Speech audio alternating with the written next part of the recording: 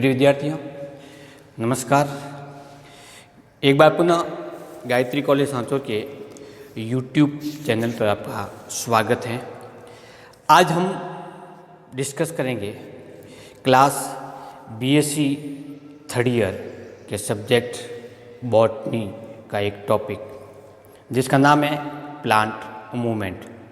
विद्यार्थियों, इससे पहले भी इस गायत्री कॉलेज सांचौर के यूट्यूब चैनल पर बॉटनी से संबंधित कई टॉपिक जैसे lipid oxidation, seed germination, seed dormancy, sinensis जैसे एग्ज़ाम की दृष्टि से महत्वपूर्ण टॉपिक्स को टॉपिक वाइज लेक्चर की वीडियो अपलोड किए जा चुके हैं। आप उनका अवलोकन करें, उसको पढ़ें, उसको समझें। यदि आपने अभी तक इस चैनल को सब्सक्राइब नहीं किया है तो इसको सब्सक्राइब कीजिए, इसको लाइक कीजिए और शेयर करना न भूलें। विद्यार्थियों, आज हमने जिस टॉपिक को सेलेक्ट किया है वो एक बहुत ही महत्वपूर्ण टॉपिक है। क्यों है? क्योंकि जब हम प्लांट सेल्स और एनिमल सेल्स के बीच में कंपैरिजन करते हैं तो इसमें एक पॉइंट लिखता है कि प्लांट्स में स्पष्ट रूप से पाई जाने वाली गति नहीं पाई जाती, जबकि जंतुओं में गति पाई जाती है। गति के लिए जो वर्ड यूज करें वो यहाँ पर मूवमेंट है, न कि लोकोमोशन, जो दोनों एक दूसरे से मिलते जुलते हैं, जिसको हम हिंदी में कहते हैं चलन और गति। क्या पादपों के अंदर गति होती है कि नहीं होती? वो अपनी स्थिति में परिवर्तन करते हैं कि नहीं करते हैं? या वो एक स्थान से दूसरे स्थान तक जाते नहीं जाते? पादपों के संदर्भ में ऐसी बातें करते हैं तो बड़े अजीब लगता है, क्योंकि पादप आज जिस स्थान पे खड़े हैं मैं कल भी उसी स्थान पे ही देखता हूँ उसको। इसका मतलब वो अपना स्थान परिवर्तन नहीं करते। जो शाखाएँ थी वो आज भी दिख रही है अपन को। तो फिर प्लांट के संदर्भ में इस प्रकार की बातें करना सही है या गलत है? सही भी है। क्यों सही है? क्योंकि जब मैं शाम के समय जब सूर्यास्त होने वाला होता उस समय मैं देखता हूँ कि बबूल की पर्ण सिकुड़ जाती है और सूर्यास्त होती है वापस खुल जाती है। मतलब खुलना बंद होने की क्रिया हो रही है, इसका मतलब उसमें मूवमेंट हो रहा है। क्लेमाइडोमोनास का जब एग्जाम्पल लेते हैं तो वो कसाबिकाओं की सहायता से गर्म गति करते हुए एक स्थान से दूसरे स्थान तक जाते हैं।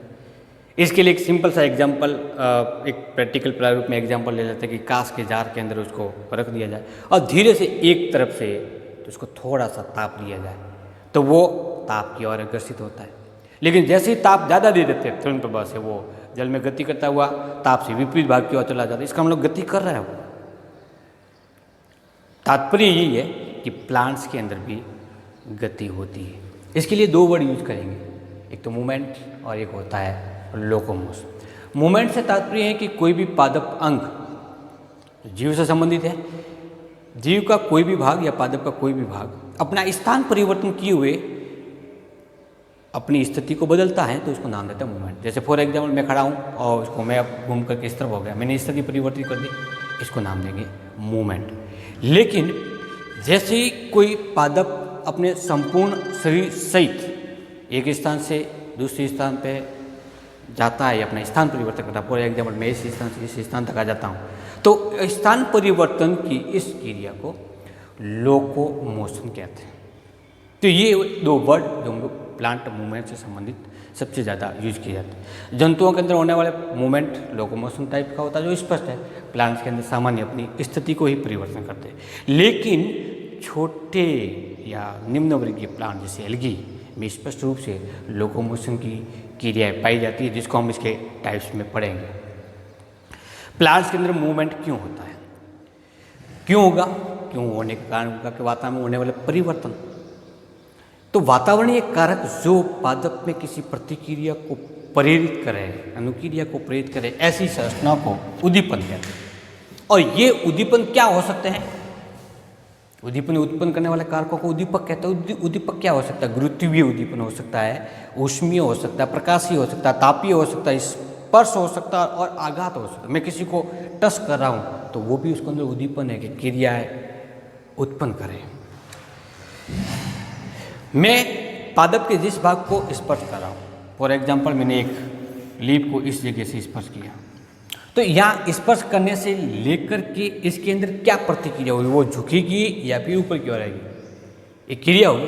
तो क्रिया होने के लिए जितना समय लगता है, तो उद्दीपन से लगा करके उसके प्रदर्शन होने में, अपने आप को क्रिया प्रतिक्रिया को प्रकट करने में जितना समय लगाता है, वो विद्यार्थियों इसका प्रदर्शन काल अथवा प्रेजेंटेशन टाइम्स कहलाता है।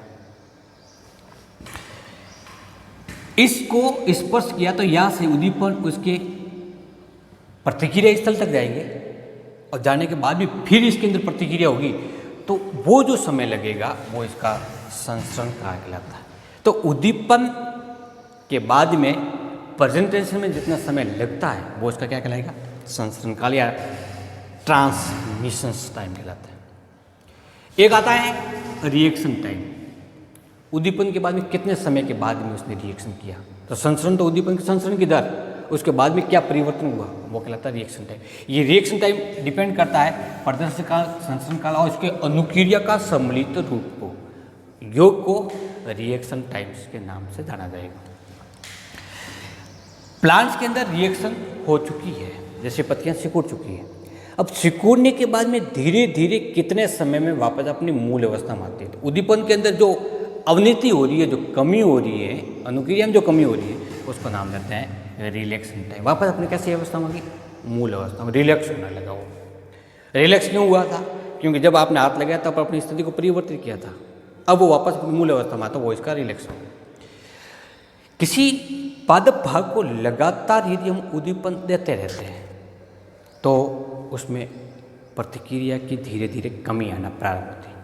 इस क्रिया को क्या नाम देंगे, फैटिजियोटोस्रावित। लगातार दे रहे हैं तो उद्दीपन प्रतिक्रिया होती है वो धीरे धीरे कम हो जाएगी। लेकिन बार बार कम अंतराल में हम उसको उद्दीपन देते ही जा रहे हैं, तो उस पादप भाग के अंतर्गत प्रतिक्रिया उत्पन्न करने की कैपेसिटी कंप्लीट रूप से समाप्त हो जाती है, तब उस स्टेज को टेटनेस कहते हैं। ये कुछ इस प्रकार के वर्ड्स है जो मूवमेंट से संबंधित लिया जाता है। एक और वर्ड्स या टर्म्स आता है जिसको नाम देते हैं प्रभाव सीमा मान। ये वह उद्दीपन की मात्रा है, वह न्यूनतम उद्दीपन की मात्रा जो किसी पादप भाग के अंतर्गत प्रतिक्रिया या अनुक्रिया उत्पन्न करने के लिए उसको बाध्य करें। मान लेते हैं मैं किसी भाग को एक बार स्पर्श करता हूँ तो उसमें प्रतिक्रिया नहीं होती, 2 बार करते हैं तो प्रतिक्रिया नहीं होती, 3 बार 4 बार किया तब प्रतिक्रिया हुई, तो वो क्या कहलाएगा, इसका प्रभाव सीमा मान। कम मात्रा में है या ज़्यादा मात्रा में, वो भी इसके प्रभाव सीमा मान के अंतर्गत आता है। तो ये एक छोटे छोटे टर्म्स हैं जो प्लांट्स मूवमेंट से संबंधित है। अब हम पढ़ते हैं पादपों में मूवमेंट्स कितने प्रकार का पाया जाता है। पादप गतियों को मुख्य रूप से 2 भागों में विभक्त किया जाता है। एक जिसमें वो स्थान परिवर्तन करके दूसरे स्थान पर चला जाता है, और दूसरी वे गतियाँ जो स्थिति परिवर्तित से संबंधित है। स्थान परिवर्तन से संबंधित गति को चलन गति के नाम से जानेंगे, और स्थिति परिवर्तन से संबंधित गतियों को वक्रित गतियों के नाम से जानते हैं। चलन गतियाँ 2 प्रकार की होती हैं, स्वतःप्रेरित और अनुप्रेरित। अनुप्रेरित में हमेशा किसी न किसी प्रकार का उद्दीपन होता है, कारक प्रचंड। स्वतःप्रेरित में इस प्रकार की संरचना नहीं पाई जाती। जैसे प्रकाश है, उद्दीपक के रूप में प्रकाश है तो प्रकाश अनुचलन, ताप है तापानुचलन, और कोई रासायनिक पदार्थ है जैसे एसिड है, बेसिड है या लवणीय संरचना है तो उसको नाम देते हैं रसायनुचलन। स्वतःप्रेरित में पक्षमाप की सहायता से यदि कोई गति हो रही है तो उसको नाम देते हैं पक्षमाप भी प्रकार की। यदि एक तंतु दूसरे तंतु पर फिसलता हुआ आगे बढ़ता है, जैसे ऑसिलेटरिया में पाया जाता है, तो उसको ग्लाइडिंग या विसर्पी प्रकार की गति कहेंगे। कसाबिक और फ्लैजिला के स्थान पर यदि वो पाद अथवा कूट पाद पोडियो और सूडोपोडिया के माध्यम से यदि गति करता है तो वो कहलाता है अमीबीय गति, जो मुख्य रूप से अमीबा के अंदर होती है। एक आती है जीवद्रव्यीय गति, जिसके अंतर्गत जीवद्रव्य घूमने के कारण जीव के अंदर गति होती है।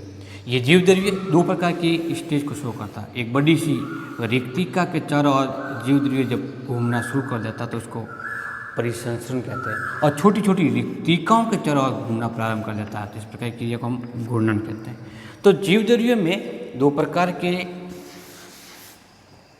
परिभ्रमण के फलस्वरूप भी उत्पन्न होने वाली संरचना या क्रिया के कारण छोटे पादपों में जो एक कोशिकीय होता है उसमें गति होने की संभावना होती है। तो ये चलन गतियाँ दो प्रकार की, स्वतः प्रेरित और अनुप्रेरित। अनुप्रेरित चलन गतियाँ फिर तीन प्रकार की, प्रकाशोत्तोलन, तापानुत्तोलन और रसायनोत्तोलन। स्वतः प्रेरित में, स्वतः प्रेरित में पक्षमापी, विसर्पी, अमीबीय और जीवदेवी प्रकार की। दूसरा प्रकार आता है वक्रित गतियाँ, जिसमें कोई पादप भाग अपने स्थान पर ही रह करके स्थिति परिवर्तित करता है। एक आता है वृद्धि की गतियाँ, दूसरा आता है परिवर्तन गतियाँ। वृद्धि की गतियों में हमेशा पादप भाग की वृद्धि होती है, परिवर्तन की गति में हमेशा पादप भाग की स्थिति में परिवर्तन होता है। फॉर एग्जाम्पल, रूट यदि जल की तरफ बढ़ रही है तो वो जल नामक कारक के द्वारा अनुप्रेरित होती है और धीरे धीरे वो जड़ की ओर लगातार वृद्धि करती रहती है, ग्रोथ बढ़ाती रहती है, फलस्वरूप उसकी लंबाई बढ़ेगी। इसी प्रकार का शोट सिस्टम भी है या प्रोतंत्र धीरे धीरे प्रकाश की ओर वृद्धि कर रहा है, अपनी लंबाई को बढ़ाया, तो ये वृद्धि की गति, इसके फलस्वरूप वृद्धि हो रही है। तो वृद्धि की गतियाँ भी दो प्रकार की होती है, स्वतः प्रेरित और दूसरा है अनुप्रेरित। स्वतः प्रेरित में अनुकुंचन या दो कुंचन, जो पत्तियाँ नीचे की ओर मुड़ जाती है या उसकी ऊपरी सतह की कोशिका कम विकसित होती है, निचली सतह की ज़्यादा होती है, तो वो ऊपरी की ओर ग्रोथ करना प्रारंभ कर देती है। अधोवर्ती और शिखा चक्रण, शिखा चक्रण के अंदर केवल और केवल शेष भाग राउंड राउंड करता रहता है।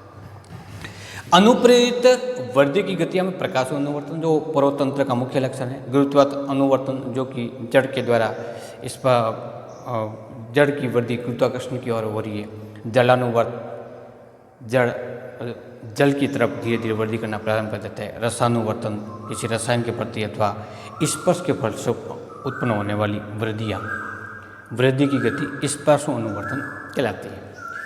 परिवर्तन की गतियाँ दो प्रकार की, स्वतः प्रेरित जैसे डेस्मियम गायरेंस केंद्र होता है जिसको भारतीय टेलीग्राफ प्लांट के नाम से जाना जाता है, वो स्वतः प्रेरित परिवर्तन की गति कहलाती है। अनुप्रेरित परिवर्तन की गतियाँ में निशानुकुंचन जो रात्रि के फलस्वरूप या प्रकाश और अंधेरे में निश्चित अंतराल के फलस्वरूप उत्पन्न होने वाली होती है। स्पर्शानुवर्तन और कंपानुकुंचन, कंपानुकुंचन मूल चलन गतियों को हम विस्तार से पढ़ते हैं। चलन गति का पहला प्रकार है स्वप्रेरित और दूसरा होता है अनुप्रेरित। तो स्वप्रेरित में पहली प्रकार है पक्षमाभी गतियाँ। ऐसी गतियाँ सदैव पक्षमाभ अथवा कशाभिकाओं की सहायता से होती है, इसलिए उसको सीलियरी मूवमेंट कहते हैं। जैसे एकल कोशिकीय जीव क्लेमाइडोमोनास या कॉलोनियल जीव वॉलवॉक्स के अतिरिक्त मॉस और फर्न के पुंगड़ों के अंतर्गत इस प्रकार की गति देखने को मिलती है।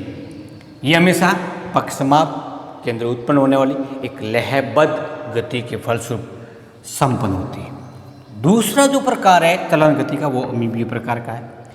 अमीबीय प्रकार में जीव द्रव्यों में होने वाला परिवर्तन जो जेल और सॉल में बदलता है, सॉल्यूशन और जेलेशन प्रक्रिया के कारण उसमें कुछ विशेष प्रकार की उबारनुमा संरचना बनती है जिसको कूटपाद या पाद कहते हैं। इस कूटपाद और पाद की सहायता से जंतु गमन या पादप गमन करते हैं। ऐसा मुख्य रूप से औपंक कवक के प्लाज्मोडिया के द्वारा प्रदर्शित किया जाता है। ये पादप का एग्जाम्पल है। तीसरे प्रकार की गति है वो विसर्पी प्रकार की गति है। प्लांट्स में प्रासरणीय बल, श्लेष्मा का स्रावण या सकुंचलशील तरंगें जो नियमित अंतराल से उत्पन्न होती रहती है, फलस्वरूप प्लांट्स के अंदर गति देखने को मिलती है। ऐसी गतियों को हम विसर्पी गति कहते हैं और ये गति मुख्य रूप से डाइटम और ऑसिलेटोरिया जैसे प्लांट्स का एक लाक्षणिक गुण होता है। प्रासरणीय बल का तात्पर्य परासरण क्रिया के फलस्वरूप जल के आवागमन के कारण होता है, अथवा उस पादोभाग से लगातार श्लेष्मा का स्त्रावण किया जाता है तो श्लेष्मा जिस गति से स्त्रावित की जाती है उसकी प्रतिक्रिया के फलस्वरूप लगने वाले बल के कारण वो पादोभाग उतना ही पीछे की ओर चला जाता है अथवा वापस अपने मूल अवस्था में आएगा। तो ये हिलने डुलने की प्रक्रिया प्रारंभ हो जाती है। ऑसिलेटेरिया के अंदर इसी हिलने डुलने को, जिसको हम ऑसिलेशन कहते हैं, के कारण ही इसका नाम ऑसिलेटेरिया पड़ा है। चौथे प्रकार की जो चलन गति है वो है जीवद्रव्यीय परिभ्रमण। जीवद्रव्य लगातार कोशिका में घूमता रहता है, फलस्वरूप कोशिका की स्थिति में परिवर्तन होती रहती है। इसमें दो प्रकार की कैटेगरी पाई जाती है, परिसंचरण पाया जाता है, घूर्णन पाया जाता है। कुकुरबिटेसी अथवा कोमिलिना के पुंकेसरी कोशिका में होने वाली चलन गति परिसंचरण का एग्जाम्पल है, जबकि हाइड्रीला तथा नाइट्रीला के अंदर होने वाली गति को घूर्णन गति के नाम से जाना जाता है। परिसंचरण में इस कोशिका में पाई जाने वाली छोटी छोटी रिक्तिकाओं के चारों ओर क्लॉकवाइज या एंटी क्लॉकवाइज जीवद्रव्य घूमता रहता है। तो छोटी छोटी रिक्तिकाओं के चारों तरफ है तो उसको नाम देते हैं परिसंचरण। अथवा कोशिका में उपस्थित बड़ी रिक्तिका के चारों तरफ जीवद्रव्य क्लॉकवाइज या एंटी क्लॉकवाइज डायरेक्शन के अंदर मूवमेंट करता है तो उसको नाम देते हैं घूर्णन। यहाँ पे एक रिक्तिका एक बड़ी होगी, एक ही होगी, और यहाँ पर छोटी छोटी रिक्तिका होती है। तो हाइड्रीला के अंदर घूर्णन, जीवद्रव्य घूर्णन के फलस्वरूप होने वाले उद्दीपन अथवा होने वाली क्रिया के फलस्वरूप गति संभव हो पाती है। चलन गति का सेकेंड प्रकार है वो कहलाता है अनुप्रेरित चलन गति। इसमें किसी भी एक प्रकार का प्रेरक या उद्दीपक प्रेजेंट होगा। इसमें पहला है प्रकाशानुचलन या रसायनुचलन, और तीसरा प्रकार होता है तापानुचलन। नंबर पहले की बात करें, प्रकाश यदि उद्दीपक के रूप में है तो अनुचलन गति प्रेरित होती है। क्लेमाइडोमोनास वॉल्वॉक्स जैसे जीवों के अंदर ये स्पष्ट रूप से देखने को मिलती है। जब हम क्लेमाइडोमोनास को एक जार में पानी लेकर के उसको एक तरफ से प्रकाश दिया जाए तो प्रकाश की ओर गति करना प्रारंभ कर जाता है, तब उसको हम पॉजिटिव फोटोटैक्टिक या धनात्मक प्रकाश अनुचलन गति कहेंगे। और यदि वो विपरीत दिशा की ओर गति करना प्रारंभ कर जाता है तो वो नेगेटिव फोटोटैक्टिक होगा। अर्थात फोटोटैक्टिक मूवमेंट दो टाइप का होता है, पॉजिटिव और नेगेटिव प्रकार का। किसमें देखने को मिलता है? क्लेमाइडोमोनास या वॉल्वॉक्स जैसे जीवों में। मीजोफिल कोशिकाएं, ये एक मीजोफिल कोशिका है। तो तीन प्रकार के हैं, तो तीन प्रकार का डायग्राम बना देते हैं इसको। तो मीजोफिल कोशिका को जब कम प्रकाश में रखा जाता है उस स्थिति में सभी क्लोरोप्लास्ट उसके परिधीय क्षेत्र में आकर के विन्यासित हो जाते हैं ताकि इन क्लोरोप्लास्ट को अधिक से अधिक प्रकाश मिले और फोटोसिंथेसिस की क्रिया अधिक हो। प्रकाश कैसा हुआ? कम। उस स्थिति में परिधीय भाग में जाकर के विन्यासित हो जाते हैं। इस मूवमेंट को नाम देते हैं एपिस्ट्रोपिक फोटोटैक्टिक मूवमेंट। यदि उसको अधिक प्रकाश में दे दिया जाए तो ये इसकी पार्श्व भित्ति पर जाकर के जमा हो जाते हैं ताकि अधिक प्रकाश की उपस्थिति में उसका फोटो ऑक्सीडेशन नहीं हो, किसका? क्लोरोप्लास्ट का, जिसके फलस्वरूप फोटोसिंथेसिस की क्रिया सामान्य रूप से होती रहती है। इस क्रिया को नाम देते हैं पेरिस्ट्रोपिक फोटोटैक्टिक मोमेंट। और तीसरे प्रकार का मीजोफिल सेल्स में देखने को मिलता है वो है कि जब इसको अंधेरे में रखा जाता है तो ये अनियमित रूप से कोशिका में वितरित हो जाते हैं, तब उसको नाम देते हैं एपोस्ट्रोपिक। तो जब कोशिका को अंधेरे में रखा जाता है तब होता है एपोस्ट्रिक। जब तीव्र प्रकाश की उपस्थिति में रखा जाता है तब बनता है पैरास्ट्रोपिक, और जब मंद प्रकाश की उपस्थिति में रखा जाता है तब उसको नाम देते हैं एपिस्ट्रोपिक।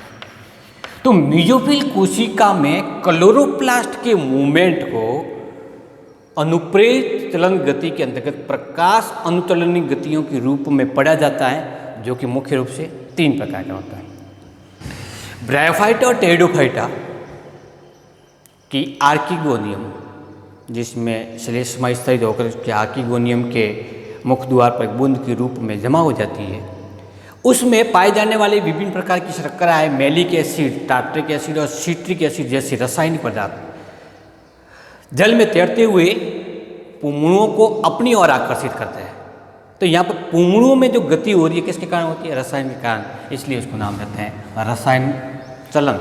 और तीसरी प्रकार की होती है तापानुचलन।